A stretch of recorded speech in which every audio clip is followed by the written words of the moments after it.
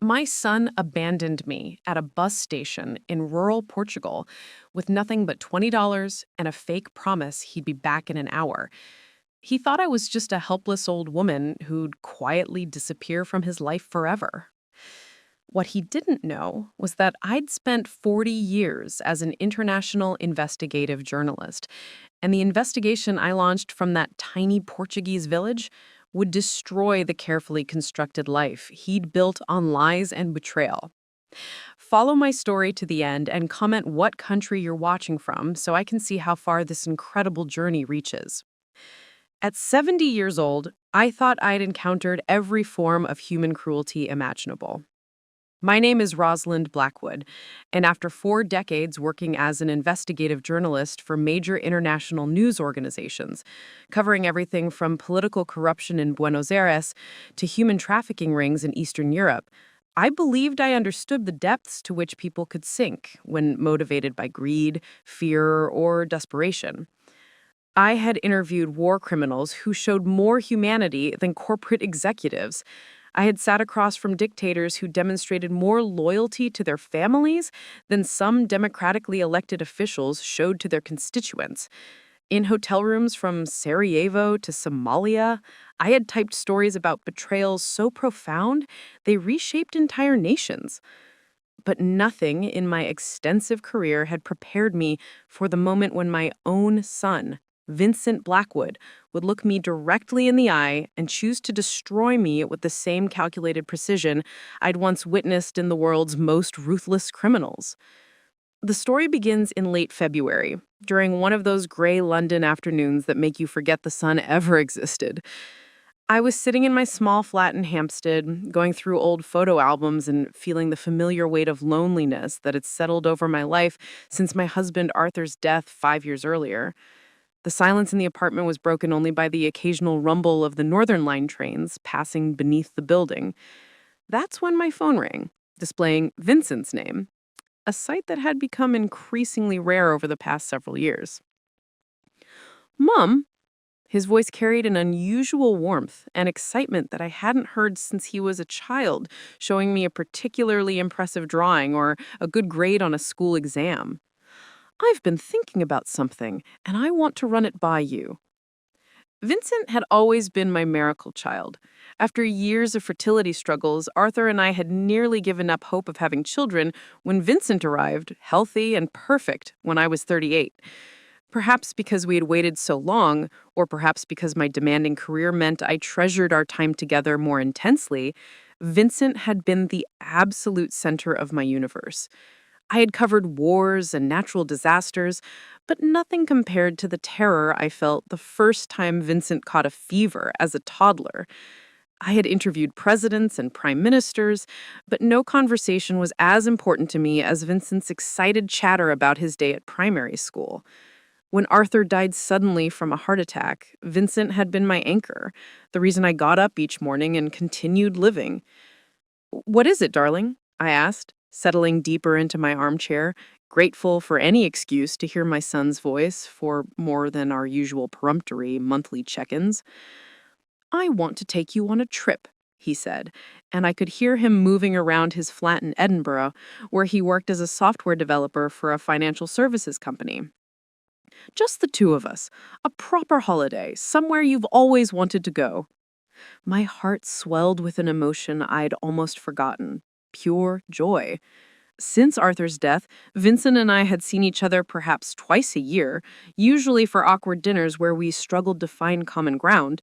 He'd moved to Scotland after university, married his college girlfriend Fiona, and our relationship had gradually shifted from the close bond we'd once shared to something that felt more like a polite obligation. "That sounds wonderful, Vincent. Where were you thinking?" "Portugal," he said immediately, as if he'd already given this considerable thought. "You always said you wanted to see the Portuguese countryside. Remember? All those stories you used to tell me about the assignment you never got to take there because of budget cuts at the paper." I was amazed he remembered. It was true. In the early 1990s, I'd been assigned to investigate corruption in Portuguese municipal governments, but the story had been killed when our publisher decided it wasn't sufficiently relevant to British readers. I'd always regretted missing the opportunity to explore a country I'd heard was filled with incredible history and stunning landscapes. Vincent, that's incredibly thoughtful, but I couldn't let you pay for something like that. International travel is expensive, and you and Fiona are saving for a house. Mom, stop, he interrupted, and his voice carried a firmness that reminded me of his father. You spent your entire career traveling to dangerous places, working in conditions that would terrify most people, sending money home to support Dad and me. You deserve to see somewhere beautiful for once, somewhere peaceful.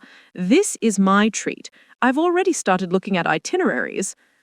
Over the following weeks, Vincent threw himself into planning our trip with an enthusiasm that transported me back to when he was 12 and planning elaborate treasure hunts in our back garden. He sent me links to charming posadas in historic towns, photographs of medieval villages nestled in rolling hills, descriptions of local festivals we might attend. "I've booked us 3 weeks," he told me during one of our increasingly frequent phone calls. "We'll start in Porto, work our way south through the countryside, end up in Lisbon. I want you to have the adventure you never got to have." I should have been suspicious of this sudden transformation in our relationship, this unexpected generosity from a son who had become increasingly distant over recent years. But the truth is, I was lonely, desperately, achingly lonely in a way that I'd never experienced, even during my most isolated assignments in remote corners of the world. When you're working as a foreign correspondent, solitude feels temporary and purposeful. You're alone because you're pursuing a story, uncovering truth, serving a greater purpose. But the loneliness of widowhood at 70 is different. It feels permanent, like a life sentence you never expected to receive. So when Vincent offered me this gift, this chance to reconnect with my son while exploring a beautiful country, I ignored the small voice in my head that questioned his motives. I told myself that people change, that perhaps losing his father had made Vincent realize how precious our relationship was. I convinced myself that his newfound attentiveness was a sign of maturity, not manipulation. We flew to Porto on a bright morning in early June. The flight was comfortable. Vincent had insisted on business class, claiming he'd gotten a deal through his company. And for the first time in years, I felt genuinely excited about the future, rather than simply resigned to it. The first week exceeded every expectation I'd harbored. Vincent was the perfect traveling companion, patient with my slower pace, genuinely interested in my stories about previous assignments, eager to explore local museums and historical sites. We wandered through Porto's narrow cobblestone streets, marveled at the azulejo tiles decorating ancient buildings, and spent lazy afternoons in sidewalk cafes watching Portuguese life unfold around us. In Coimbra, we toured the medieval university where Vincent listened attentively as I explained the historical significance of various architectural details, knowledge I'd accumulated during my years of research and travel. He took photographs of me standing in front of the Joaninha Library, claiming he wanted to document every moment of our adventure. "I should have done this years ago," he said one evening as we shared a bottle of Vinho Verde on the terrace of our hotel overlooking the Mondego River. "I forgot how interesting you are, Mum. All those stories, all those places you've been. For the first time since Arthur's death, I felt like myself again, not just a grieving widow marking time until death, but Rosalind Blackwood, journalist and adventurer, woman of the world, mother to a son who finally appreciated her." But during our second week, something shifted. It was subtle at first, Vincent checking his phone more frequently, taking hushed calls in the hotel corridor, claiming they were work emergencies that couldn't wait until our return. His enthusiasm for sightseeing began to wane, and he started suggesting we spend more time at the hotel, claiming I looked tired. "Maybe we should cut the trip short," he suggested one morning as we sat over breakfast in Óbidos, a medieval walled town that should have been the highlight of our journey. "Fiona has been having some difficulties. She really needs me home." When I pressed him for details about these difficulties, his answers were vague and contradictory. First it was work stress, then family problems with her parents, then vague health issues he didn't want to discuss. Each explanation felt rehearsed, as if he'd prepared responses for my questions. The night before our departure from Obidos, I woke around 2 a.m. to hear Vincent speaking quietly on the phone in the hotel corridor. I couldn't make out the words, but his tone was urgent, almost desperate. When I asked him about it the next morning, he claimed he had been dealing with a client emergency and apologized for waking me. On June 15th, our final scheduled day in the Portuguese countryside before returning to Lisbon and then home to London, England, Vincent drove our rental car to what he claimed was one last stop, a small town called Villafranca do Campo, nestled in a valley about 90 minutes southeast of Obidos. The town was unremarkable, a collection of whitewashed houses clustered around a small square, surrounded by olive groves and vineyards. Vincent parked near a modest bus station that consisted of little more than a concrete shelter beside the main road, with a small cafe and a ticket window that appeared to be operated by a single elderly attendant. "I just need to meet someone here," Vincent explained, leaving the engine running. "A colleague of mine is passing through with some documents I need for a project back home. It shouldn't take more than an hour." He handed me a 20 euro note and my small travel bag, the one that contained my passport, medication, and a few personal items. "There's a cafe right there if you want to get some coffee while you wait. I'll be back before you know it." Something felt wrong. The story didn't make sense. Why would a colleague be passing through this remote location? Why couldn't Vincent simply collect documents when we returned to the UK? But before I could voice these concerns, he was walking quickly towards a white van parked behind the bus station. I watched through the car window as Vincent approached the van. A man in dark sunglasses emerged from the driver's side, middle-aged, heavy-set, wearing clothes that suggested he wasn't Portuguese. They spoke briefly. The man handed Vincent what appeared to be a manila envelope, and then something extraordinary happened. Vincent got into the van. I waited for him to retrieve whatever he'd forgotten, but the van's engine started. I fumbled for the door handle, thinking I should join him, ask what was happening, but the van was already pulling away. Through the rear window, I could see Vincent sitting in the passenger seat, not looking back. The rental car's engine continued running for about 10 minutes before it automatically shut off, leaving me sitting in sudden silence, staring at an empty parking area beside a bus station in a Portuguese town whose name I could barely pronounce. I waited. The rational part of my mind, the part trained by decades of journalism to gather facts before drawing conclusions, insisted there must be an explanation. Perhaps Vincent had forgotten something in the van. Perhaps the driver was taking him somewhere nearby to collect additional documents. Perhaps this was all part of some plan he simply hadn't explained properly. But as the afternoon wore on and the Portuguese sun began its descent toward the horizon, reality crystallized around me with the same terrible clarity I'd once experienced when a source failed to appear at a dangerous meeting in Beirut, and I'd realized I was walking into a trap. The bus station's elderly attendant, whose name tag read Antonio, approached me around 6 p.m. as I sat on a wooden bench clutching my travel bag and the 20 euros Vincent had given me. "Señora," he said in heavily accented English, his weathered face creased with concern. "You are waiting long time. Your family, they come back?" "My son," I managed, my voice sounding strange and distant even to myself. "He said he'd return in an hour." Antonio's expression shifted from concern to something deeper, a sadness that suggested he'd witnessed similar scenes before.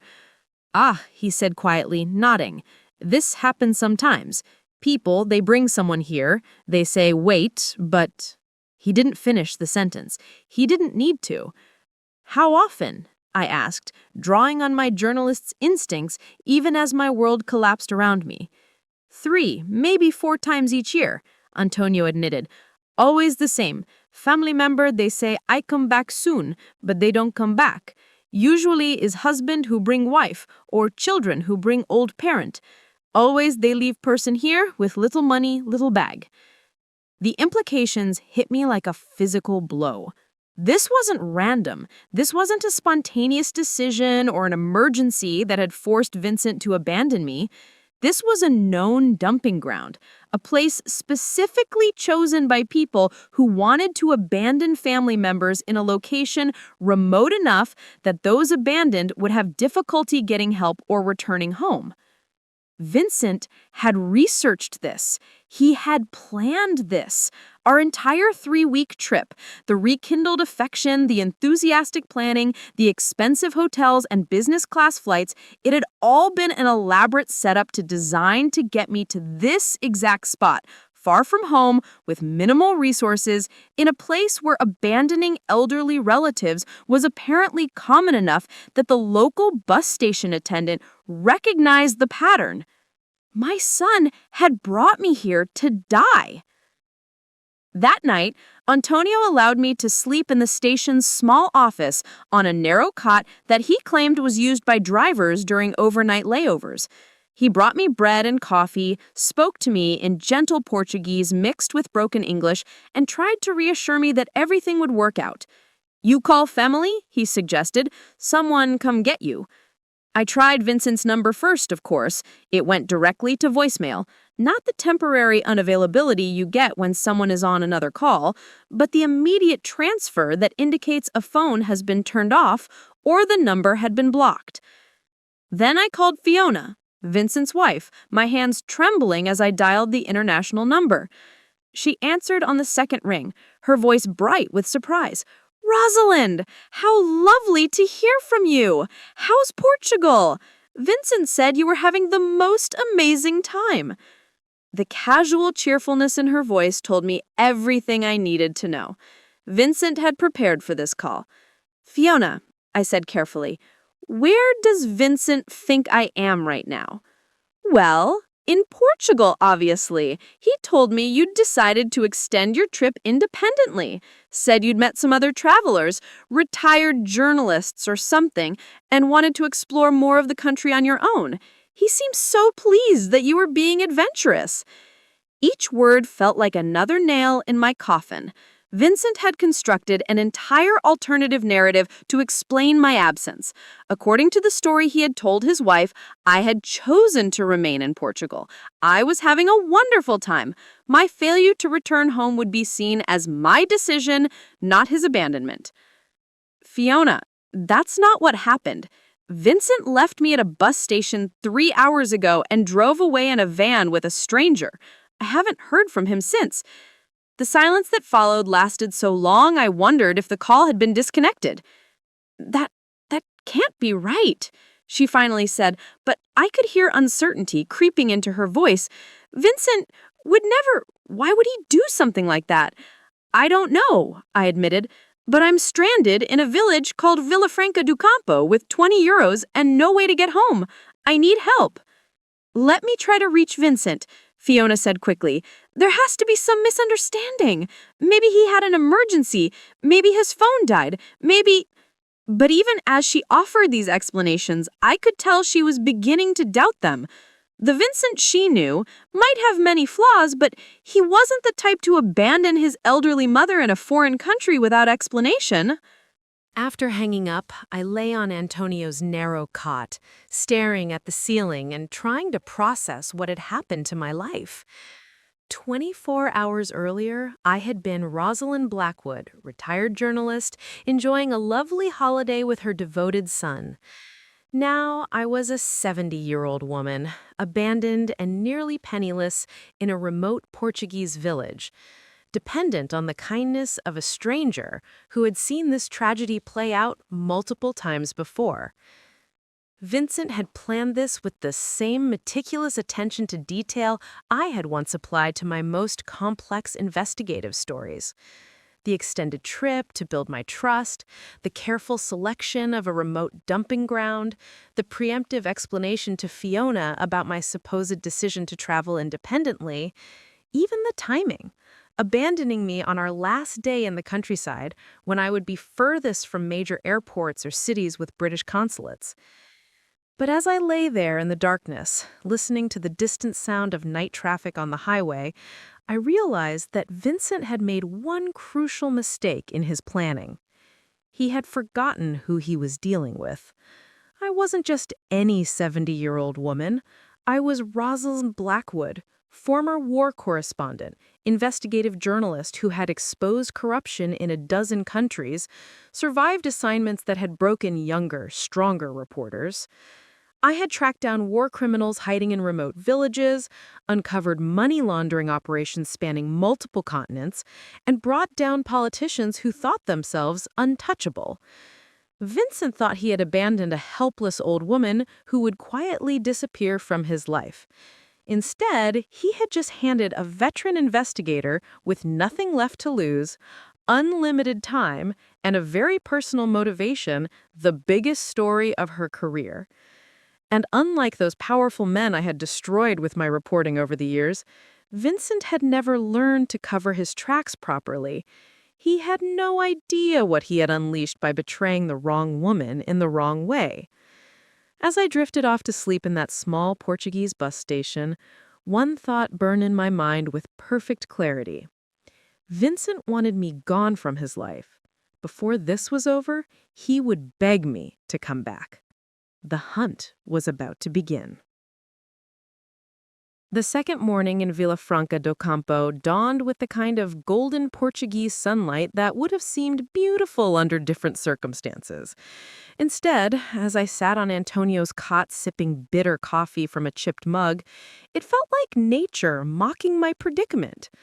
I had spent the night alternating between tears of betrayal and the cold, analytical thinking that had served me well during 40 years of investigative journalism. Antonio found me at 7 a.m. sitting at the small table in his office with my notebook open, writing furiously. During my career, I had learned that the first rule of survival in any crisis was to document everything while the details remained fresh. Memory, I knew from experience, could be remarkably unreliable, especially when filtered through trauma and emotion. "Senora Rosalind," he said gently, setting down a plate of fresh bread and soft cheese. "You sleep okay?" "I've had better nights," I admitted, accepting the food gratefully.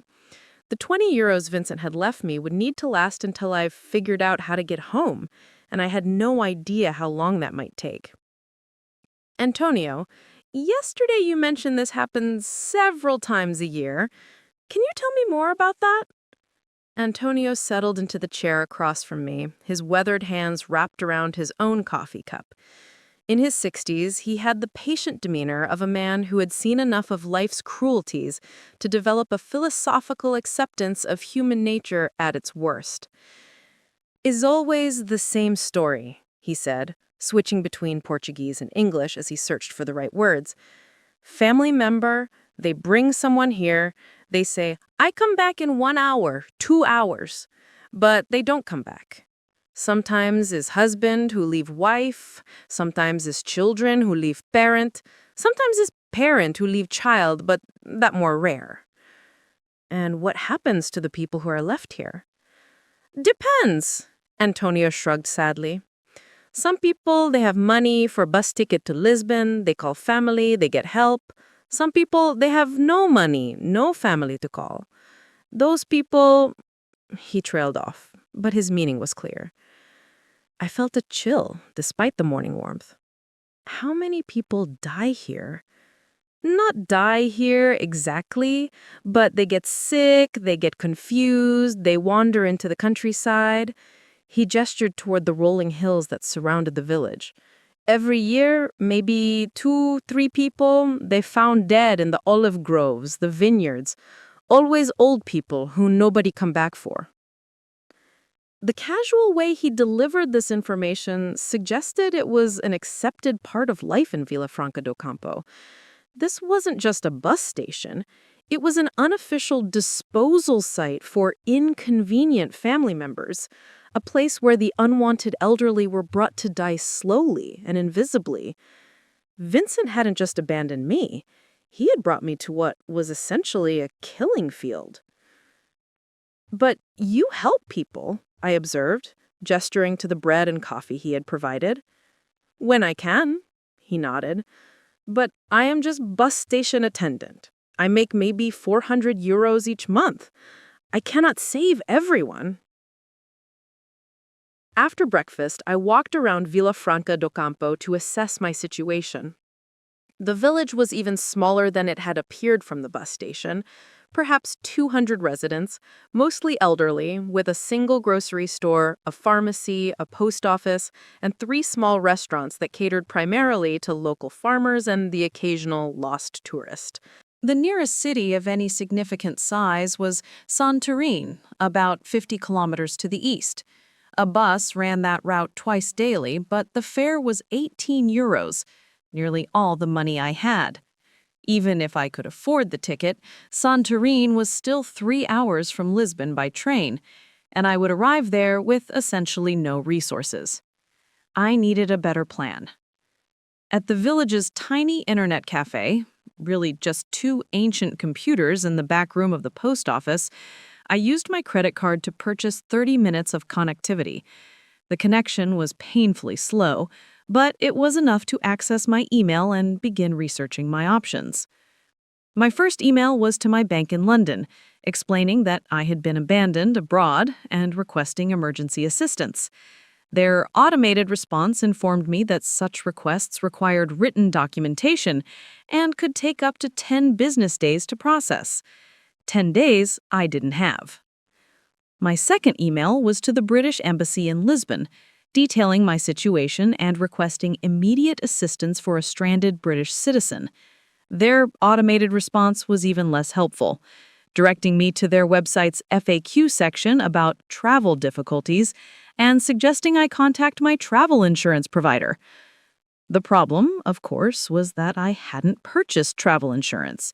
Vincent had handled all the arrangements, and he had assured me that his credit card provided adequate coverage for our trip.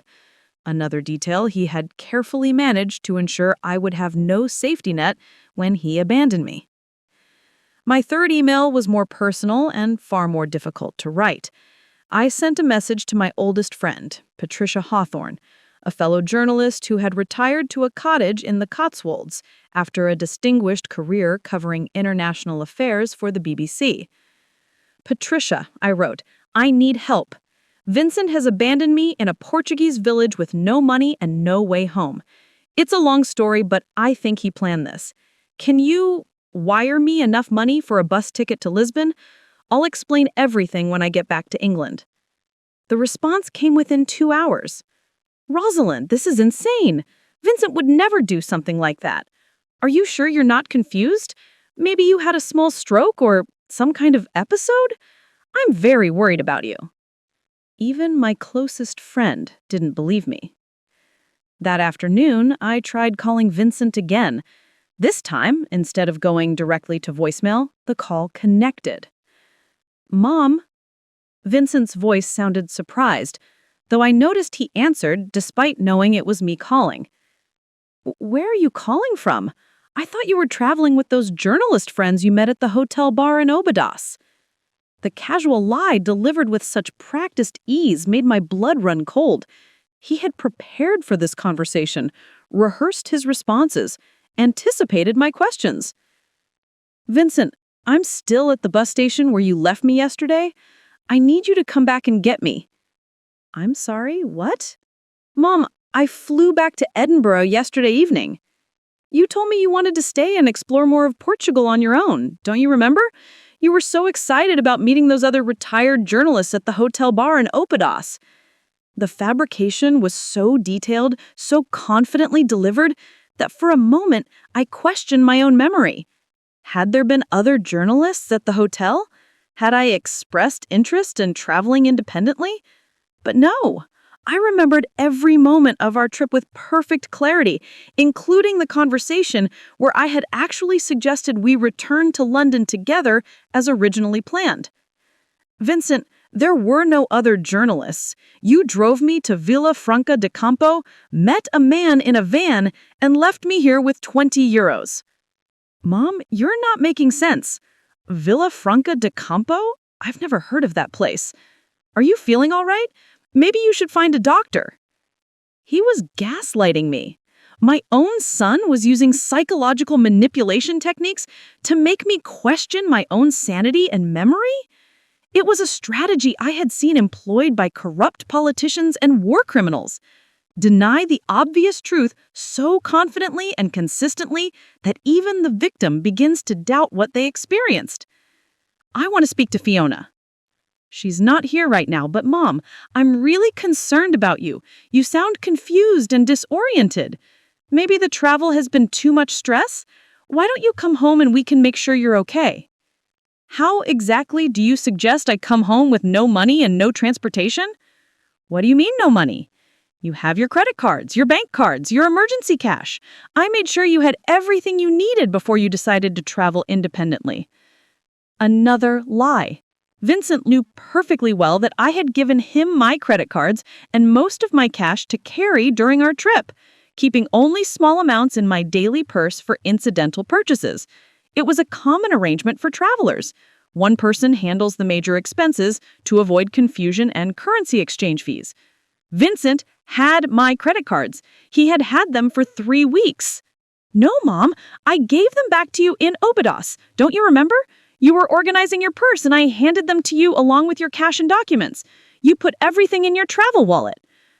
I looked down at my small purse, which contained only my passport, a few personal items, and the 20 euros he had left me with. No credit cards, no bank cards, no travel wallet, nothing that would allow me to purchase transportation or accommodation. The conversation continued for another 10 minutes, with Vincent maintaining his fiction that I had chosen to travel independently and forgotten our conversation about it. He expressed concern about my apparent memory problems.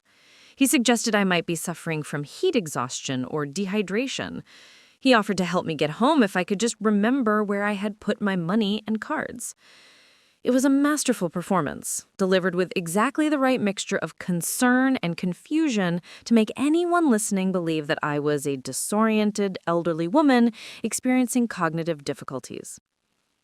When I hung up, I realized that Vincent had accomplished something even more insidious than simple abandonment.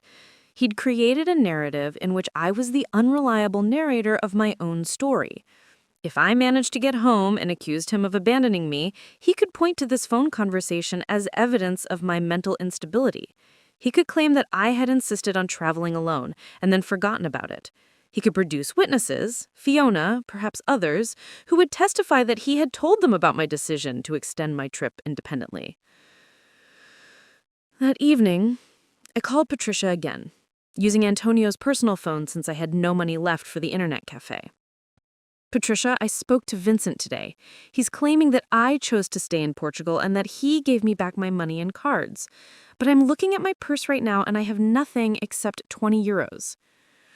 Rosalind, darling, you don't sound well. Your voice is shaky, you're not making complete sense. When was the last time you ate a proper meal or had a good night's sleep? Even Patricia, who had known me for 30 years, was beginning to accept Vincent's version of events. The combination of my obvious distress and his calm, concerned demeanor was creating exactly the impression he intended. I need you to wire me money, I said desperately. Just enough to get home. I'll pay you back as soon as I reach London. Rosalind, I can't send money to someone who might be having cognitive issues. If you're really in trouble, you need to contact the British Embassy or call Vincent back and let him help you. But sending money to someone who sounds confused and disoriented, I could be enabling something dangerous. After that call, I sat in Antonio's office, feeling more isolated than I had ever felt in my life. Everyone who should have been helping me had been turned against me by Vincent's carefully constructed lies. My son had not only abandoned me physically, but he had also sabotaged any chance I had of getting help from friends or family. But Vincent had made one crucial error in his planning. He had underestimated my professional skills and experience.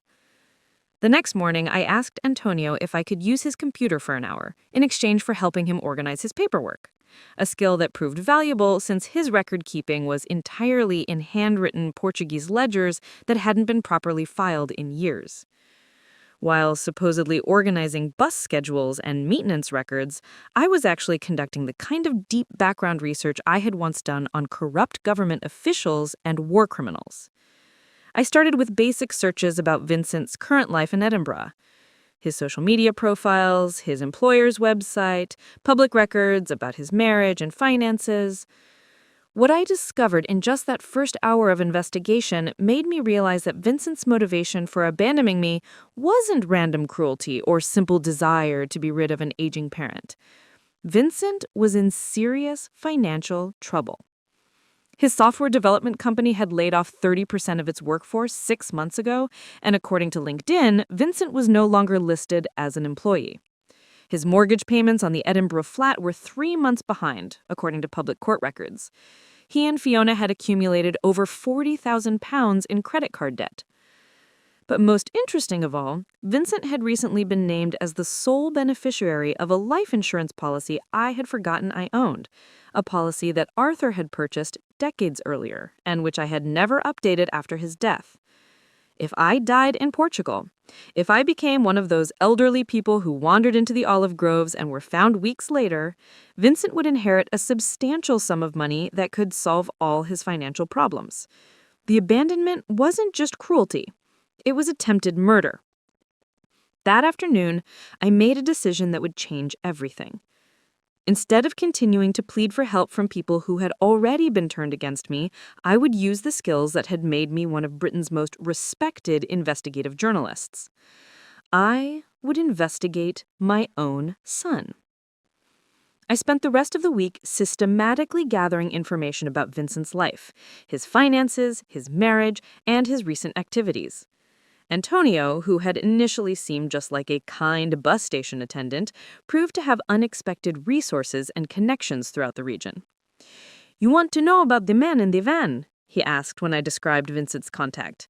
"I know this man. He come here maybe 6-7 times each year, always with different people who need to disappear someone." "What do you mean, disappear someone?" "He arranged things. Someone want to get rid of wife, husband, parent, child. They pay him. He help make it look like accident, like person choose to leave. Very expensive service, but very professional." This was no longer just personal betrayal. Vincent had hired a professional service that specialized in making inconvenient family members disappear. The white van, the mysterious envelope, the remote location, it was all part of a sophisticated operation. "Do you know his name?" I asked. "Everyone call him Carlos, but I think that not real name. He live in Coimbra, I think, but he have business all over Portugal, maybe Spain too." My investigation into Vincent's activities took on new urgency. Using the computer skills I had developed during the digital journalism revolution of the 1990s, I began systematically mapping his recent financial activities and communications. Social media had made people remarkably careless about privacy. Vincent's Facebook account, which he apparently considered private, contained a treasure trove of information about his recent activities and state of mind. Through a combination of mutual friends and public posts, I was able to piece together a timeline that matched perfectly with his growing financial desperation. In January, 6 months before our Portugal trip, Vincent had posted about exciting new opportunities and major life changes ahead.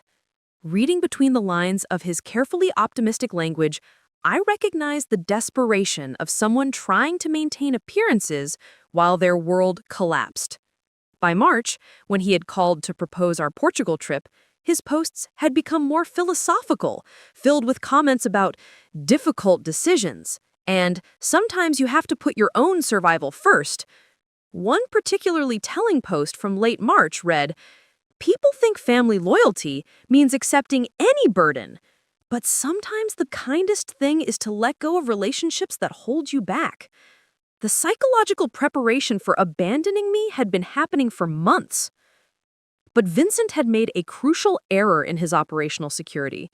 Through his wife Fiona's more public social media presence, I discovered that their financial problems were even worse than I had initially realized. Fiona had been posting increasingly desperate appeals for freelance graphic design work, tagged with hashtags like urgent work and any job considered. She had also been selling personal belongings through online marketplace groups, jewelry, clothes, even kitchen appliances. More damning still, Fiona had posted in a private support group for people dealing with difficult elderly relatives, a group I was able to access through a fake profile I created using one of my old journalistic cover identities. Her posts in this group, dating back 8 months, revealed the psychological manipulation Vincent had been using to justify his planned actions. "My husband's mother is becoming increasingly difficult," one post read. "She's demanding more attention, wanting to be involved in our lives, but she doesn't understand that we're struggling financially. She has substantial assets, but acts like she doesn't have money to help us. It feels selfish." Another post from 6 months ago: "MIL has life insurance that could solve all our problems, but she shows no signs of declining health. Sometimes I wonder if people who refuse to help their struggling family members deserve to have those relationships maintained." And most revealing of all, from 3 months ago: "Has anyone dealt with a situation where an elderly parent becomes a liability rather than an asset? Asking for a friend who's considering some difficult options." The support group's responses had encouraged increasingly extreme thinking. Other members shared stories of cutting off contact with elderly relatives, moving away without forwarding addresses, and even, in a few cases, creating situations where elderly family members would be forced to become more independent. Vincent and Fiona hadn't just decided to abandon me on their own. They had been part of an online community that normalized and encouraged the abandonment of inconvenient elderly relatives. But the most shocking discovery came when I cross-referenced the support group membership with Carlos's customer base. 3 other members of the Difficult Elderly Relatives support group had made trips to Portugal in the past 2 years. All 3 had traveled with elderly family members who had subsequently chosen to remain in Portugal to explore independent living options. None of those elderly relatives had ever returned home. Carlos wasn't just running an elimination service, he was recruiting customers through online support groups, identifying people who were psychologically prepared to abandon family members, and then providing them with a professional service to make it happen cleanly. Vincent hadn't found Carlos through random criminal contacts. He had been recruited through a sophisticated network that targeted financially desperate people with elderly relatives who had valuable estates. Armed with this information, I began the delicate process of documenting everything I had discovered. Using Antonio's computer during the quiet afternoon hours, I created encrypted files containing screenshots of social media posts, financial records, legal documents, and a detailed timeline of Vincent's activities leading up to our Portugal trip. But documentation wasn't enough. I needed proof of the ongoing criminal conspiracy, and I needed leverage that would force Vincent to face consequences for what he had done. The breakthrough came during my 3rd week in Vila Franca de Campo, when Antonio introduced me to his nephew, Miguel, who worked as a translator for the Portuguese civil police. "Miguel, tell me something very interesting," Antonio said one evening as we shared dinner at the local cafe. "The police, they know about Carlos. They've been watching him for 2 years, but they cannot make arrests because they need evidence of money changing hands, of conspiracy." "What kind of evidence?" They need someone who can testify about the arrangement, someone who was victim of the scheme, but who survived to tell the story. I felt a surge of excitement.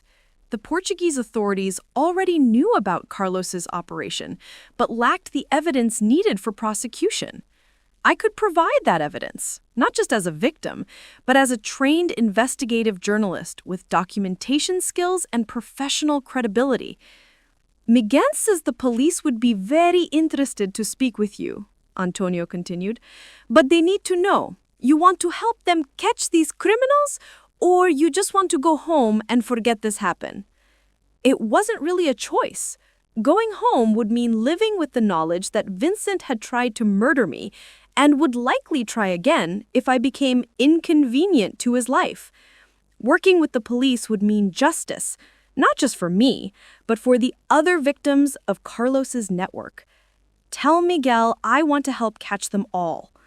The next day, I met with Detective Inspector Catarina Mendoza, a sharp-eyed woman in her 40s who specialized in financial crimes and elder abuse.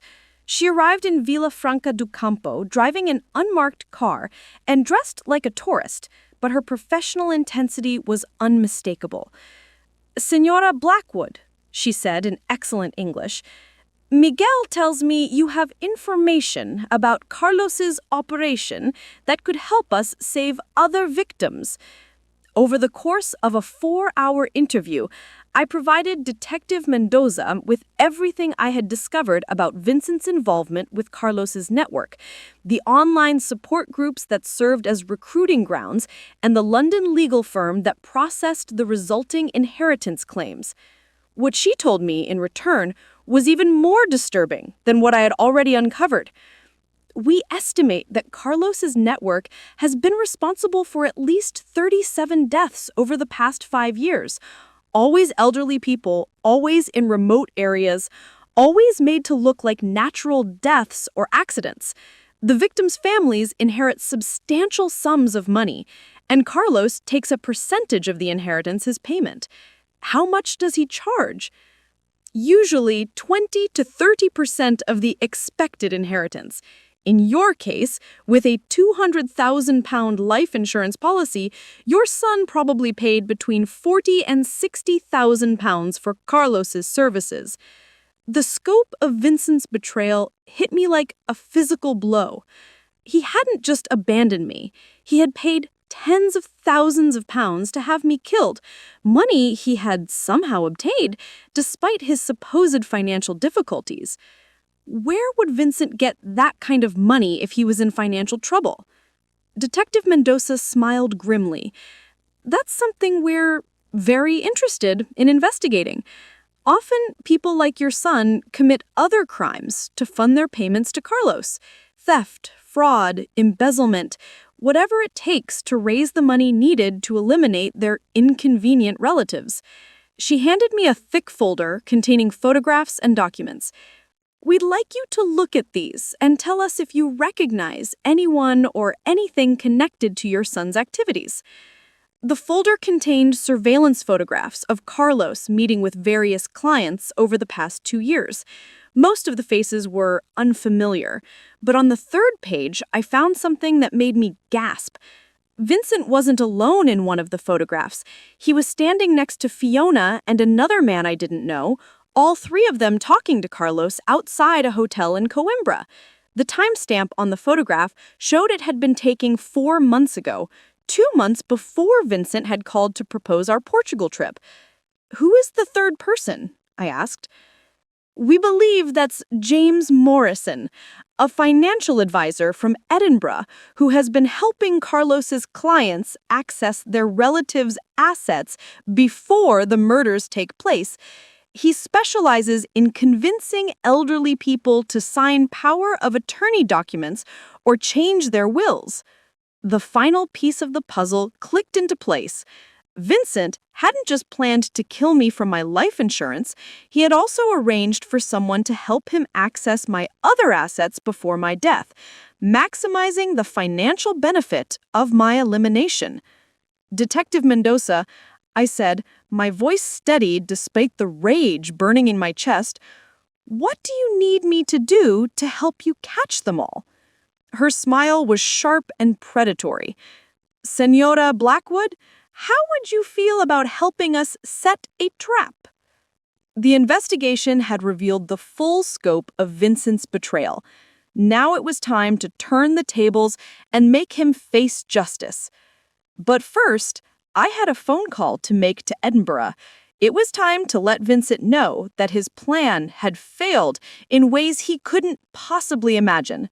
The hunt was about to become personal in ways that would haunt Vincent for the rest of his life.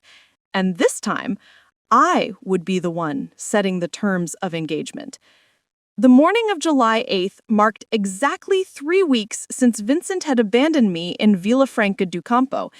As I sat in Detective Inspector Mendoza's temporary command center, a rented apartment above the village bakery, I felt the familiar pre-operation tension I remembered from my most dangerous journalist assignments.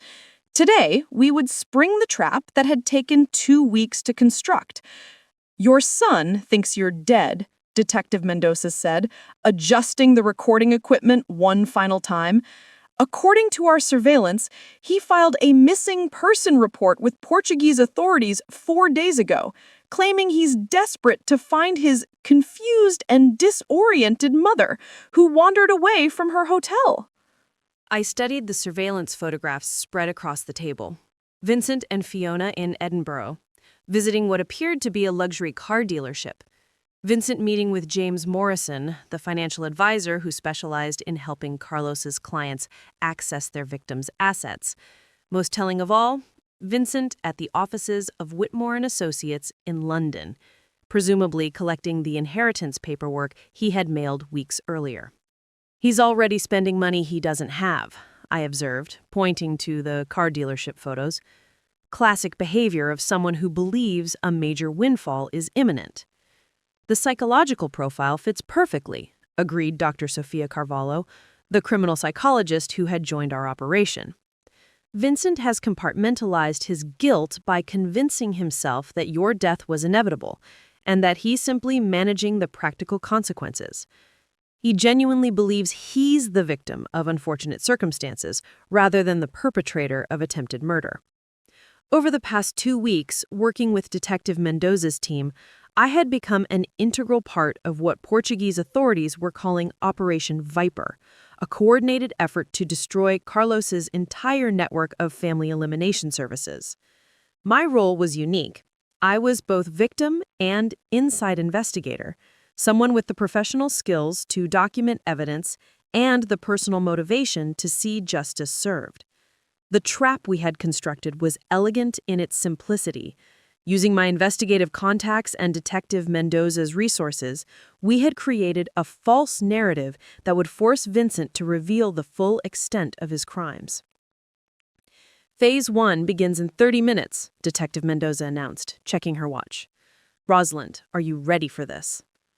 I looked down at the Portuguese death certificate we had created, an official-looking document stating that Rosalind Blackwood, age 70, had died of exposure in the hills outside Vila Franca do Campo. It was completely fabricated, but it looked authentic enough to convince someone who wanted to believe it was real. I've been ready for 3 weeks, I replied. The first call went to Patricia Hawthorne, my oldest friend in London. Using a voice modulation device that made me sound like a Portuguese official, I delivered the news with appropriate solemnity. Mrs. Hawthorne, this is Inspector Luis Pereira with the Portuguese National Police. I'm calling about your friend, Rosalind Blackwood. I'm afraid I have very sad news to share. Patricia's gasp was audible even through the poor international connection. Oh God, what's happened? Mrs. Blackwood was found deceased 3 days ago in a rural area near the village of Vila Franca do Campo. It appears she became lost while hiking alone and died of exposure. I understand you were one of her emergency contacts. This can't be right, Patricia said, her voice shaking. Rosalind was traveling with her son. They were supposed to be together. According to our investigation, Mrs. Blackwood had chosen to travel independently for the final portion of her trip. Her son returned to the UK several weeks ago. We have been trying to contact him, but have not been successful. I'll contact Vincent immediately. Oh, poor Rosalind. She must have been so frightened and alone. The second call went to Fiona, Vincent's wife. This time, I used my normal voice, but called from a number that would appear to be from the Portuguese police. Mrs. Blackwood, this is Detective Carlos Silva with the Portuguese National Police. I'm calling about your mother-in-law, Rosalind Blackwood. Oh, thank God. Fiona's relief was palpable. We've been so worried. Vincent filed a missing person report, but we hadn't heard anything. Is she safe? I'm very sorry, Mrs. Blackwood, but I have difficult news. Your mother-in-law was found dead yesterday morning. She appears to have become lost while hiking and died of exposure. The silence that followed lasted nearly 30 seconds. When Fiona spoke again, her voice was carefully controlled. I need to tell Vincent immediately. How do we handle the arrangements? We will need family members to come to Portugal to identify the body and complete the necessary paperwork. There will also be an inquest, as is standard in cases where tourists die under unusual circumstances. Unusual circumstances? Mrs. Blackwood was found with no identification, no money, and no clear explanation for how she came to be in such a remote area. We need to understand what happened during her final days. After ending that call, Detective Mendoza and her team began monitoring Vincent and Fiona's communications. Within hours, their phone records showed a flurry of activity as the news of my supposed death spread through Vincent's network. The most revealing conversations were between Vincent and James Morrison, the financial advisor who had been helping him prepare to claim my inheritance. "The old woman is finally dead," Vincent's voice came through clearly on the surveillance recordings. "Natural death, exposure in the countryside, exactly like Carlos promised. No investigation, no questions about foul play." "And the timeline matches what we discussed?" Morrison asked. "Perfect timing.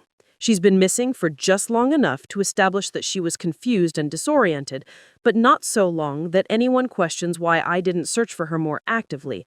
Carlos really knows his business." "What about the Portuguese police? Any complications?" Nothing we can't handle. I'm flying to Lisbon tomorrow to deal with the formalities. Once we get the death certificate, we can begin processing the insurance claim. But the most damning conversation was between Vincent and Fiona, recorded in their Edinburgh flat later that evening. "I can't believe she's actually gone," Fiona said, though her tone suggested relief rather than grief. "It was inevitable," Vincent replied.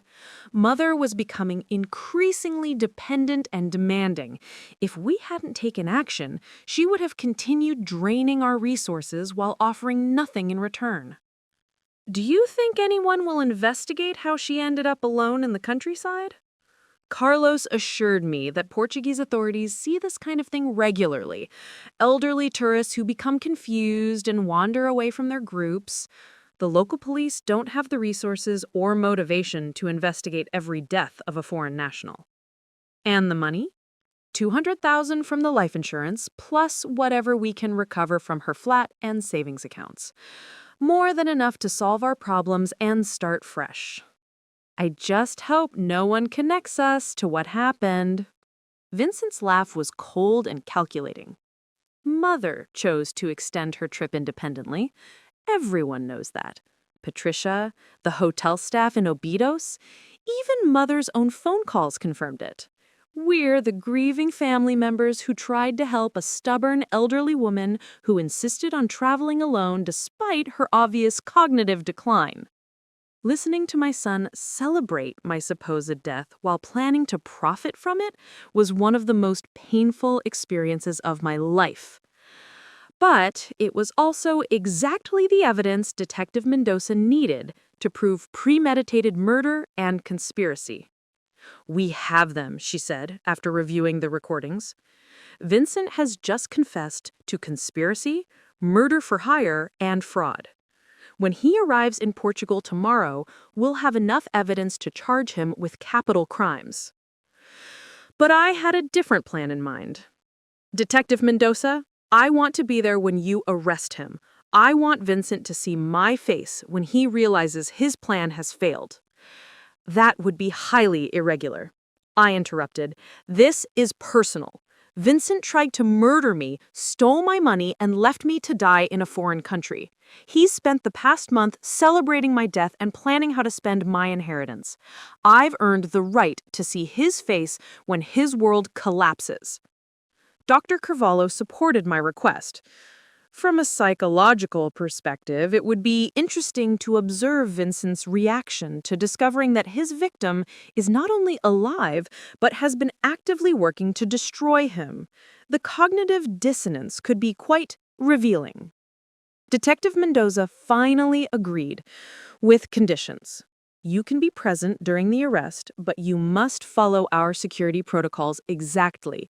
No improvisation, no emotional outbursts, no deviation from the plan."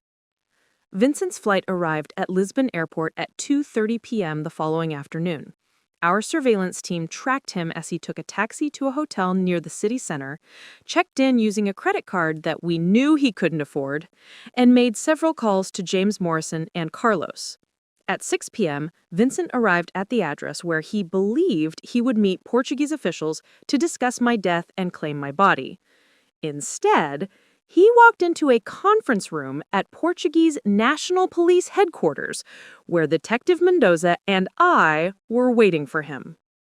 The look on Vincent's face when he saw me sitting alive and healthy at the conference table was something I will remember for the rest of my life. His expression cycled through confusion, shock, disbelief, and finally pure terror as he realized what had happened. "Hello, Vincent," I said calmly. "Surprised to see me?" "Mom?" His voice was barely a whisper. But you're dead. They told me you were dead." "They told you what we wanted you to hear," Detective Mendoza interjected, rising from her chair. "Mr. Blackwood, you are under arrest for conspiracy to commit murder, elder abuse, fraud, and money laundering." As Portuguese officers moved to restrain him, Vincent's shock transformed into desperate anger. "This is impossible! Mother was confused, disoriented, suffering from dementia. She wandered away from her hotel and died in the countryside." "Actually," I said, standing up and facing my son directly, "I've been living in Vila Franca do Campo for the past month, working with Portuguese police to document your entire criminal operation. Every conversation you've had with Carlos, every meeting with James Morrison, every celebration of my supposed death, we have it all recorded." Vincent's face went completely white. You've been alive this whole time?"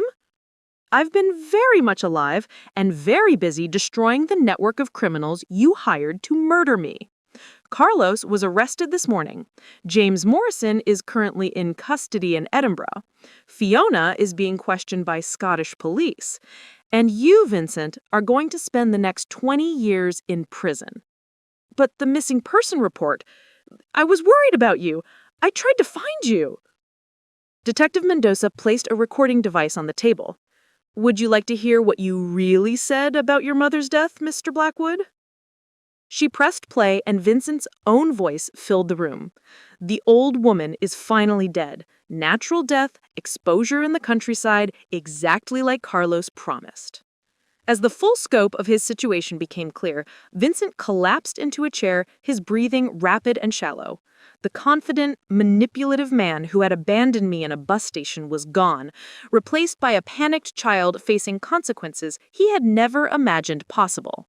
"How?" he whispered. "How did you survive? How did you figure it out?" "Vincent," I said, my voice steady and cold, "you made one crucial mistake. You forgot that I spent 40 years as an investigative journalist. Did you really think I wouldn't be able to uncover a criminal conspiracy? Did you imagine I'd simply lie down and die because you wanted me to? I needed the money. You don't understand the pressure we were under. Fiona and we were losing everything. So you decided to murder me for my life insurance? It wasn't murder. Carlos said it would look natural, like an accident. You would have died peacefully, without suffering." "Vincent," I said, leaning forward, "do you know what the mortality rate is for 70-year-old women abandoned without resources in rural Portugal? Do you know how many people die of exposure, dehydration, or simply getting lost in the countryside every year?" He stared at me without answering. According to Detective Mendoza's statistics, Carlos's operation has killed at least 37 elderly people over the past 5 years. You paid him £60,000 to add me to that list. Where did you get £60,000, Vincent? I took a loan against the house. You mortgaged your home to pay for my murder? The silence that followed was broken only by the sound of Vincent's labored breathing. Finally, he looked up at me with tears in his eyes. "Mom, I'm sorry. I didn't want it to happen this way. I was desperate." "Vincent," I said, standing up and preparing to leave, You wanted me gone from your life permanently. Congratulations, you got your wish." As Portuguese officers led Vincent away in handcuffs, he called out to me one last time, "Mom, please, I'm your son. You can't just abandon me." I turned back to face him, this man who had once been the center of my universe, now revealed as someone willing to murder me for money. "Vincent," I said quietly, "you abandoned me first." The trap had worked perfectly. Vincent's greed and arrogance had led him directly into our hands, and now he would face justice for his crimes. But as I watched him disappear into custody, I realized that the confrontation phase was complete. Now came the most important part of all, deciding what kind of life I wanted to build from the ashes of the old one. The investigation was over. The confrontation had been successful. Vincent and his co-conspirators were facing serious prison time. But my story was far from finished. In fact, in many ways, it was just beginning. 1 year later, I stood on the terrace of my new home overlooking the Douro Valley, watching the morning mist rise from the vineyards below. The cottage I had purchased in São João da Pesqueira was modest but perfect.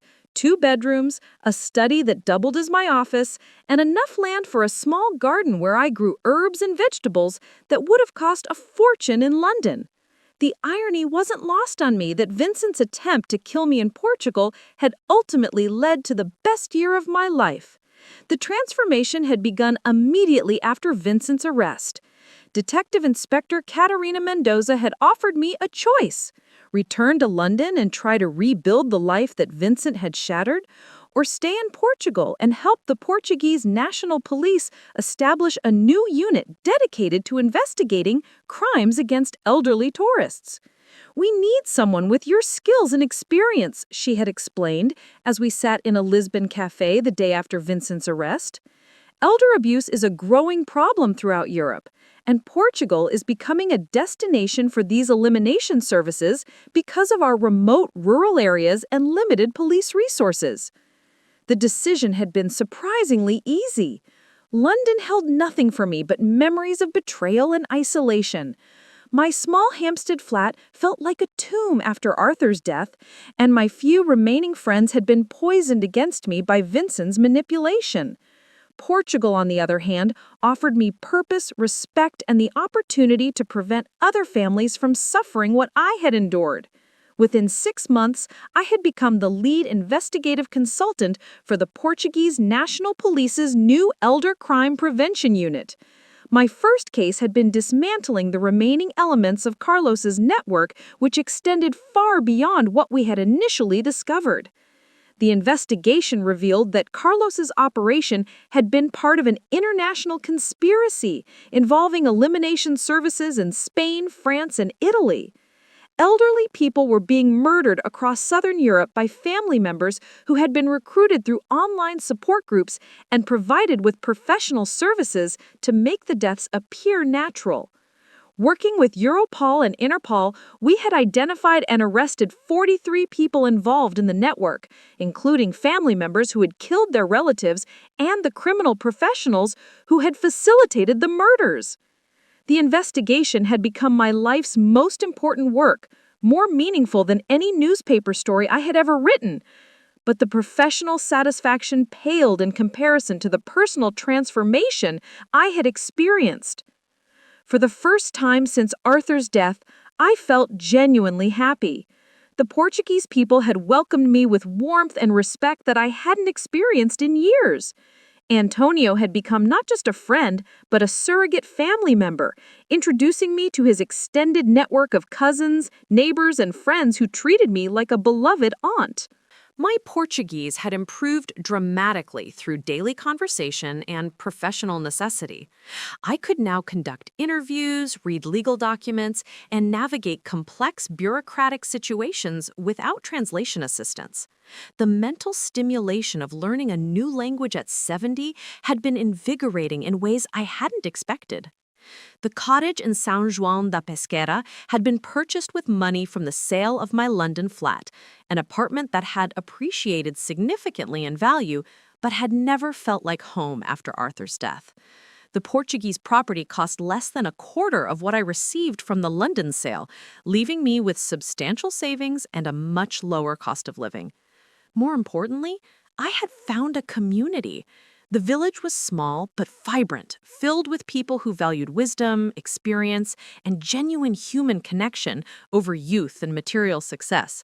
My neighbors brought me fresh bread, invited me to family celebrations, and consulted me about everything from legal questions to relationship advice. I had also reconnected with my passion for writing. In addition to my police consulting work, I had begun documenting the stories of other elderly people who had been victimized by family members or criminal networks. The articles were being published in British and Portuguese newspapers, raising awareness about elder abuse and helping other potential victims recognize warning signs. The physical transformation had been equally remarkable. Daily walks through the Portuguese countryside, a Mediterranean diet rich in fresh vegetables and olive oil, and the stress relief that came from living without constant anxiety about money or safety had improved my health dramatically. At 71, I felt more energetic and optimistic than I had in my 60s. But the most significant change was psychological. For 5 years after Arthur's death, I had defined myself primarily as a widow, someone whose best years were behind her, someone who existed primarily as a burden on her family and a reminder of mortality to her friends. Vincent's betrayal had forced me to confront the reality that I had been allowing other people to determine my worth and my future.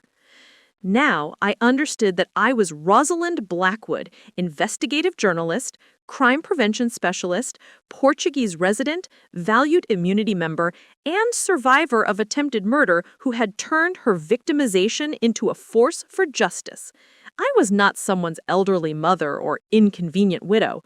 I was a complete person with skills, experiences, and contributions that mattered. The phone call came on a gray February afternoon, exactly 1 year and 8 months after Vincent had abandoned me at the Vila Franca do Campo bus station. I was in my study, reviewing case files for the Elder Crime Prevention Unit, when my Portuguese mobile phone displayed an unfamiliar international number. "Rosalind Blackwood," I answered in English, recognizing the UK country code. Mom, is this really you?" Vincent's voice was barely recognizable, hoarse, desperate, and completely different from the confident manipulation I remembered. "Mom, please, I know you hate me, but I need to talk to you. I need you to understand that I never meant for things to go so wrong." "Vincent, you paid £60,000 to have me murdered. You celebrated when you thought I was dead. You planned to inherit my money and spend it on luxury cars while my body decomposed in the Portuguese countryside. What exactly went wrong with your plan?" "I was desperate. You don't understand the pressure I was under. Fiona was threatening to leave me if we lost the house. I was going to lose my job. We had debts that were destroying us." "So you decided to solve your financial problems by murdering your mother." "It wasn't supposed to be murder. Carlos said it would look like a natural death. You would have died peacefully, without pain or fear. I thought it would be like helping you die with dignity." I stopped typing and focused completely on the conversation. Vincent was, even after 18 months in prison, trying to convince himself that attempted murder was actually a form of mercy killing. "Vincent, do you know what exposure death actually involves? Do you understand what happens to a 70-year-old woman who's abandoned without food, water, or shelter in rural countryside?" Silence. I researched it thoroughly while I was helping Detective Mendoza investigate Carlos's other victims. Exposure death is not peaceful or dignified. It involves days of increasing desperation, dehydration, hallucinations, and finally organ failure. The people who die this way spend their final hours in terror and agony, calling for help that never comes. "I didn't know.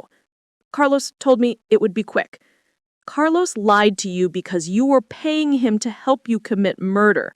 Did you really believe that a professional killer was concerned about your victim's comfort?" "Mom, please, I know I made terrible mistakes, but I'm still your son. I'm still the child you raised and loved. That has to count for something." For a moment, I felt an echo of the maternal love that had once defined my relationship with Vincent. He had been such a beautiful baby, such an affectionate child, such a promising young man. But that person was gone, replaced by someone willing to murder me for money. Vincent, the child I raised and loved, would never have abandoned his mother in a foreign country to die alone. The child I raised would have asked for help with his financial problems instead of trying to solve them by inheriting my estate. The person you've become is a stranger to me. But I can change. Prison has shown me how wrong I was. I've been going to therapy, talking to counselors, learning about the psychological factors that led me to make such horrible decisions. I want to make amends. How exactly do you propose to make amends for attempted murder? I want you to come home, Mum. I want us to rebuild our relationship. I want to prove that I can be the son you deserve. I almost laughed. After everything Vincent had done, he was still trying to manipulate me by appealing to my maternal instincts and suggesting that I owed him another chance. Vincent, I am home. I live in Portugal now. I have a job here, friends here, a life here that I built after you tried to destroy me. Why would I want to give that up to return to a relationship with someone who attempted to murder me? Because I'm your son. His voice cracked with desperation. Because family is supposed to forgive each other. Because you're the only person in the world who might still love me despite what I did. Family is supposed to protect each other, not kill each other for inheritance money. Mom, please, I'm begging you. I have 16 and a half years left on my sentence. The only thing keeping me sane is the hope that when I get out, we might be able to fix what I broke. I need to know that you'll consider giving me another chance. I looked out my study window at the Douro Valley, where the afternoon light was casting golden shadows across the vineyards. In a few hours, I would walk down to the village cafe for dinner with Antonio and his family. Tomorrow, I would meet with Detective Mendoza to review evidence in a new case involving a British woman whose adult children had convinced her to transfer her savings to them before abandoning her in a Spanish nursing home. My life was full, meaningful, and built on relationships with people who valued and respected me. I had work that mattered, a home that felt safe, and a future that looked bright with possibilities. Vincent, I said finally, you wanted me gone from your life permanently. You succeeded. The mother you tried to kill is gone. I'm not her anymore. But you could be. We could rebuild what we had. We could be a family again. We were never really a family, Vincent. A family doesn't try to murder each other for money. A family doesn't celebrate when a member dies. A family doesn't abandon elderly relatives in foreign countries to die alone. Mom, please. Vincent, I'm going to hang up now. Don't call me again. If you want to make amends for what you did, spend your prison sentence learning how to be a better person. But do it for yourself, not for me. We're finished. Mom, wait. I love you. I've always loved you. That has to mean something. I paused for a moment, thinking about the different kinds of love that exist in the world.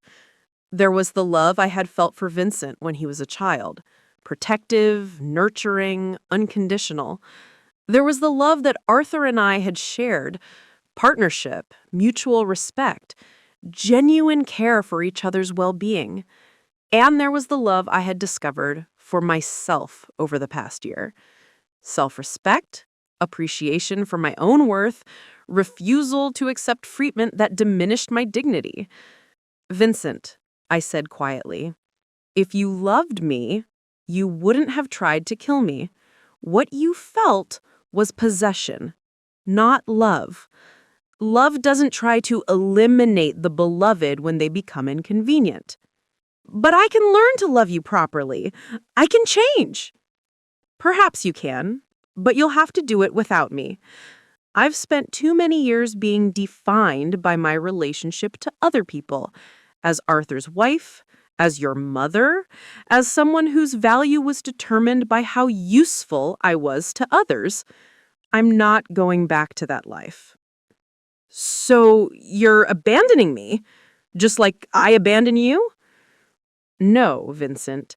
Abandonment is what you did to me, leaving someone helpless in a dangerous situation with no resources or support. What I'm doing is choosing to live my life with people who value me. There's a difference. I hung up the phone and sat quietly in my study for several minutes, processing the conversation and my own emotional responses. I felt sad for the relationship Vincent and I might have had if he had been a different person. I felt angry about the years of my life that had been stolen by his betrayal. But mostly, I felt proud of the strength I had found to refuse his manipulation and maintain the boundaries I had established. That evening at the village cafe, Antonio asked me if I was feeling all right. "You seem thoughtful tonight," he observed as we shared a bottle of local wine. "Something happened today. My son called me from prison. He wants me to forgive him and rebuild our relationship when he's released." "And what did you tell him?" "I told him we were finished." Antonio nodded approvingly. Good. Family who tried to kill you are not family anymore. You have better family here now. He was right. The people who had surrounded me with love and support over the past year were my real family, not because of blood or legal obligation, but because they had chosen to value and protect me. 6 months later, Detective Mendoza and I completed our investigation into the International Elder Elimination Network. Our work had resulted in the arrest of over 100 people across 7 countries and had saved an estimated 50 elderly people from being murdered by their own family members. The Portuguese government honored me with citizenship and a medal for public service. The European Union invited me to testify before Parliament about elder abuse prevention. British newspapers wrote feature articles about my transformation from abandoned victim to crime-fighting hero. But the recognition that meant the most to me came from the families of elderly people we had saved.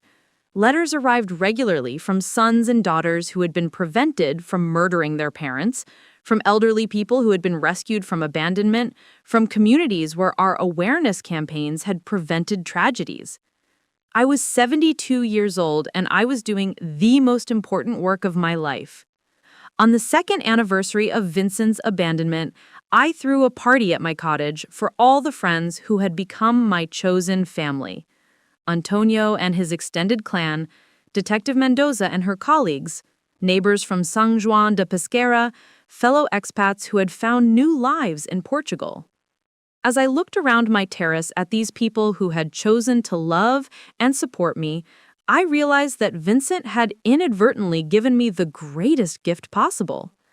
By trying to destroy my old life, he had forced me to create a new one that was infinitely better. I was no longer someone's inconvenient elderly relative. I was Rosalind Blackwood, Portuguese citizen, crime prevention specialist, survivor, and proof that life's greatest adventures can begin at any age. Vincent wanted me gone from his life, and he got his wish. But the person who disappeared wasn't the victim he thought he was eliminating. It was the woman who had allowed herself to be diminished by other people's expectations and limitations. The woman who remained was someone he had never bothered to know, someone strong enough to survive abandonment, smart enough to uncover criminal conspiracies, and wise enough to build a new life from the ashes of the old one. 2 years after being abandoned with 20 euros in a Portuguese bus station, I was richer in every way that mattered than I had ever been in my life. And Vincent was exactly where he deserved to be, in prison, alone, finally understanding that actions have consequences and that some betrayals can never be forgiven. Justice, it turned out, was indeed sweet, but freedom was even sweeter. Now, I want to hear from you. Have you ever had to cut ties with family members who tried to harm you? Have you ever started over completely in a new place and found it was the best decision you ever made? Comment below and tell me what country you're watching from. Your stories inspire me every day, and I love seeing how far this message of survival and transformation reaches around the world. 3 years had passed since Vincent's arrest, and I was sitting in my expanded home office in San Juan de Pesquera, preparing for my retirement ceremony. At 75, I was finally stepping back from active investigation work with the Elder Protection Initiative, the international organization I had founded after my experience with Vincent's criminal network.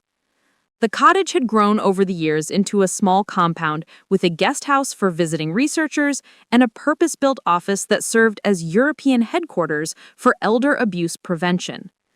What had started as my personal quest for justice had become a movement that spanned 12 countries. My assistant, Maria Fernandez, knocked on my door. "Professor Blackwood, Detective Mendoza has arrived for your final case review." Detective Inspector Catarina Mendoza entered carrying a thick folder, our summary of 3 years' work together. She had become not just a professional colleague, but one of my closest friends. "Rosalind, are you ready to see our final numbers?" she asked, settling into the chair across from my desk. I nodded, though part of me wasn't sure I wanted to know. The work had consumed my life in the best way possible, but the scale of elder abuse we'd uncovered was staggering. In 3 years, our investigations directly prevented 127 murders of elderly people by family members. We have arrested 312 people across 12 countries and dismantled 8 professional elimination networks similar to Carlos's operation, and have influenced elder protection legislation in 6 nations. The numbers were impressive, but I found myself thinking about the individual faces behind those statistics. Margaret and David Thornfield, the British couple who had sought my help 2 years ago. Ana Santos, the Portuguese widow whose children had planned to abandon her in the mountains. Heinrich Müller, the German businessman whose son had hired professionals to stage his accidental death. Each case was personal. Each elderly person saved felt like a small victory against the cruelty Vincent had shown me. "There's something else," Katerina continued, her tone becoming more serious. "I received a call from UK authorities yesterday. Vincent Blackwood was released from prison last week." I felt the familiar tightness in my chest that came whenever Vincent's name was mentioned. He had served 5 years of his original sentence, plus 2 additional years for the extortion attempt against me. Prison officials claimed he had been a model prisoner, participating in therapy programs and expressing remorse for his crimes. Has he attempted to contact me? Not yet. His parole conditions prohibit him from traveling internationally or contacting you directly. But Rosalind, I want you to be prepared. People like Vincent don't usually give up easily. I looked out my office window at the Douro Valley, where afternoon light was casting golden shadows across the vineyards. This view had become my anchor over the past few years, a daily reminder of the beautiful life I had built from the ashes of Vincent's betrayal. I'm prepared, Katerina. Vincent taught me something valuable. I'm much stronger than I ever knew. 2 weeks later, as I was working in my garden, I heard a car engine on the private road leading to my cottage. Through my hedge, I saw a blue rental car park at my gate. Even at a distance, I recognized Vincent immediately when he emerged from the vehicle. He had aged dramatically during his 7 years in prison. His hair was completely gray, his shoulders stooped, and he moved with the careful gait of someone who had experienced institutional living. But when he looked toward my cottage, I saw the same calculating intelligence in his eyes. Vincent approached my security gate and pressed the intercom button. "Mum, please, just give me 5 minutes to explain why I came." I activated the intercom from inside my house, where I had positioned myself with a clear view and quick access to my panic button. "Hello, Vincent. You're violating your parole by being here. Leave immediately." "Mum, I've spent 7 years thinking about what I did, regretting every decision that led to that awful day. I need you to know how sorry I am." "Vincent, I told you during our last conversation that we were finished. Nothing has changed." "Just 5 minutes, Mum. That's all I'm asking. 5 minutes to show you that I've changed." There was something in his tone, a calculated vulnerability that reminded me of the manipulation techniques he had used years ago. Vincent hadn't come to apologize. This was another scheme. "Vincent, you tried to murder me for insurance money. You celebrated when you thought I was dead. There is no apology that addresses that level of betrayal." "But I was sick, Mom. Therapists helped me understand I was suffering from severe depression that distorted my thinking. I wasn't in my right mind." Mental illness as an excuse. A classic manipulation technique. Vincent was trying to reframe attempted murder as a symptom rather than a choice. "Vincent, millions of people suffer from depression without hiring criminals to murder their family members." "I know that now. I've spent 7 years in therapy, learning healthier ways to cope. I'm not the same person who made those terrible decisions." "You're right. You're a convicted felon who served time for conspiracy to commit murder. That person is not welcome in my life." I watched Vincent's composure begin to crack. He pressed his forehead against my gate in apparent despair. "Mom, you're all I have left. Fiona divorced me. I have no career, no future. The only thing that kept me alive in prison was hoping I might earn your forgiveness." "Vincent, those are consequences of your choices. You destroyed our relationship when you tried to kill me." Vincent stepped back from the gate, and I could see him changing tactics. The vulnerable persona wasn't working. "Fine," he said, his voice becoming harder. "If you won't see me out of love, maybe you'll see me out of practical necessity." "What are you talking about?" "I know about your elder protection work. I know about the recognition you've received, the money you've made. More importantly, I know about the legal vulnerabilities in your situation." The threat was becoming explicit. Vincent had researched my current life and was preparing to use it against me. "You're a British citizen working in Portuguese law enforcement, with access to sensitive information. There are privacy laws and international agreements governing that work. It would be unfortunate if regulatory authorities began investigating your procedures." I felt a chill of recognition. Vincent was threatening to attack my professional reputation I had spent years building. "What do you want, Vincent?" "A relationship, financial support appropriate to your means, recognition that family obligations don't disappear because of past misunderstandings." "Past misunderstandings? You tried to murder me." "That's one interpretation, but there are other ways to understand those events, especially given your age at the time. Memory is fragile, particularly for elderly people who experience trauma." Vincent was threatening to publicly question my mental competence and memory of events that had been legally proven. "Here's what I propose, Mum," he continued smoothly. "We meet monthly. You provide €2,000 monthly support. In return, I remain a loving son who speaks positively about our relationship." "And if I refuse?" Then I become a tragic victim of false accusations who spent 7 years in prison because his mentally unstable mother fabricated conspiracy theories. Which story do you think the media will find more compelling? For the first time in years, I felt genuinely threatened. Not physically, but professionally. Vincent was attacking my life's work. "I need time to consider," I said finally. "Take all the time you need. I'll be staying nearby." After Vincent left, I immediately called Katerina for an emergency consultation. "He's trying to extort you," she said immediately. "Everything he said constitutes criminal blackmail under Portuguese law." But could his threats actually damage my reputation? In the short term, possibly. Even baseless accusations create complications. But Rosalind, he's made a crucial error. Your security system recorded everything. That's evidence of attempted extortion. We developed a response strategy that night. When Vincent returned the next day, clearly expecting to negotiate his extortion terms, I was ready. "Mum, have you considered my proposal?" "Yes, Vincent, I have an answer for you." I activated my security system's external speakers. "Vincent Blackwood, you are under arrest for attempted extortion and parole violation." Vincent spun around as unmarked police vehicles emerged from concealed positions.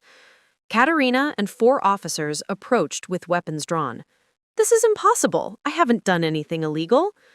"Everything you said yesterday was recorded. You made explicit threats to damage my reputation unless I paid extortion fees. That's a felony." As officers handcuffed Vincent, he looked toward my cottage with pure hatred.